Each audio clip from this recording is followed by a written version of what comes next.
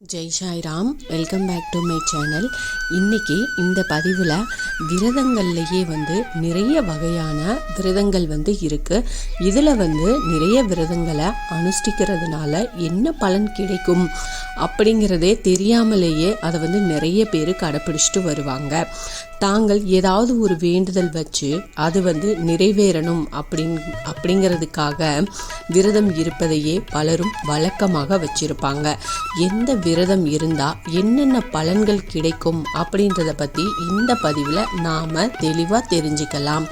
என்னோட சேனலுக்கு தொடர்ந்து சப்போர்ட் பண்ணுங்கள், லைக் பண்ணுங்கள், ஷேர் பண்ணுங்கள், கமெண்ட் பண்ணுங்கள், மறக்காமல் சப்ஸ்கிரைப் பண்ணுங்கள், பெல் ஐகானை கிளிக் பண்ணுங்கள். வழிபாட்டு முறைகளில் விரதம் இருக்கிறது அப்படிங்கிறது ரொம்ப முக்கியமான ஒரு விஷயமாக இருக்குது.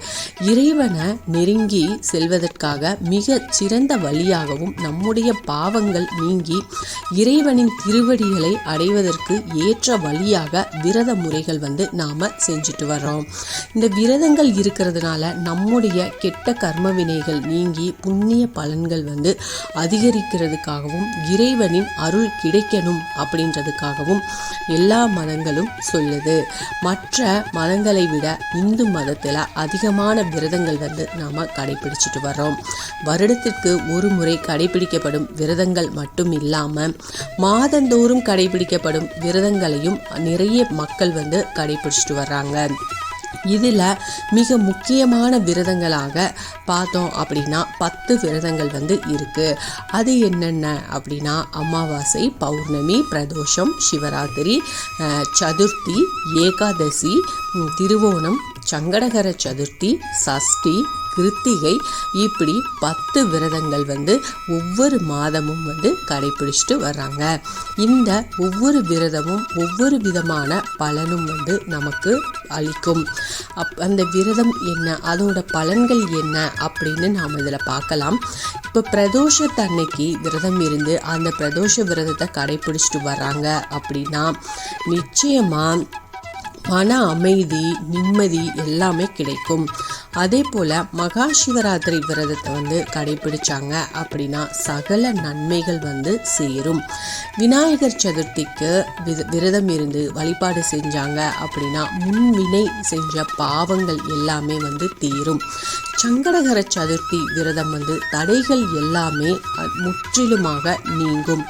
வைகாசி விசாகம் அந்த விரதம் இருந்தோம் அப்படின்னா நினைச்ச காரியம் கண்டிப்பாக நிறைவேறும். கந்த சஷ்டி விரதம் இருந்தோம் அப்படின்னா குழந்தை பாக்கியம் கண்டிப்பாக கிடைக்கும். வரலட்சுமி விரதம் இருந்தோம் அப்படின்னா மாங்கல்ய பாக்கியம், நல்ல வாழ்க்கை துணை, இது எல்லாமே நிச்சயமாக கிடைக்கும். வைகுண்ட ஏகாதசி விரதம் இருக்கிறதுனால மோட்சம் கிடைக்கும். திருவோணம் விரதம் இருந்தோம் அப்படின்னா குடும்பத்தில் நல்ல மகிழ்ச்சியாக நாம் இருக்கலாம். குடும்பம், கணவன் மனைவி ஒற்றுமை, இது எல்லாமே கிடைக்கும். கிருஷ்ண ஜெயந்தி அன்னைக்கு விரதம் இருந்தோம், வழிபாடு செஞ்சோம் அப்படின்னா செல்வ வளம் பெருகும். பௌர்ணமி அன்னைக்கு வழிபாடு செஞ்சோம், விரதம் இருந்தோம் அப்படின்னா வேலை இல்லாதவங்களுக்கு வேலை வாய்ப்பு கிடைக்கும். அதே போல் மருத்துவ செலவு பார்த்துட்டு மருத்துவத்தில் இருக்கிறவங்களுக்கு கண்டிப்பாக நோய் எல்லாமே நீங்கும். அமாவாசையில் விரதம் இருந்து வழிபாடு செஞ்சோம் அப்படின்னா பித்ருக்களோட சாபம், பித்ரு தோஷம் நீங்கும். கார்த்திகையில் வழிபாடு செஞ்சோம், விரதம் இருந்தோம் அப்படின்னா வாழ்க்கையில் நல்ல முன்னேற்றம் கிடைக்கும். இதில் யாருக்கு என்ன தேவை இருக்கோ அதுக்குரிய விரதத்தை தொடர்ந்து நாம் கடைபிடிச்சிட்டு வரலாம். இஷ்ட தெய்வ வழிபாடுகள், விரதங்கள் இருக்கும்போது அவற்றின் முழு பலன்களையும் தெரிஞ்சுக்கிட்டு விரதம் இருக்கிறது ரொம்ப சிறப்பு வாய்ந்தது.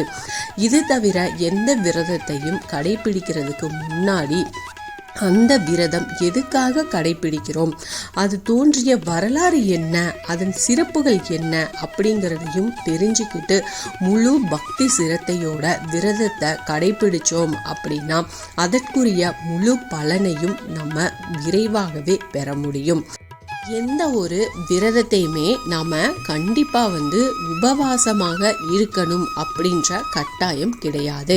அவங்களோட உடல்நிலையை பொறுத்து உங்கள் உடல்நிலை எப்படி இருக்குது அப்படின்னு பார்த்துட்டு முடிஞ்சவங்க உபவாசமாகவும், முடியாதவங்க பால் பழம் இது மாதிரி ஏதாவது வந்து நீங்கள் சாப்பிட்டு ஒருவேளை உணவை தவிர்ச்சிட்டு அல்லது ஒருவேளை மட்டும் உணவு எடுத்துக்கிட்டு இந்த மாதிரி நாம் வந்து விரதத்தை வந்து நாம் இருக்கலாம்.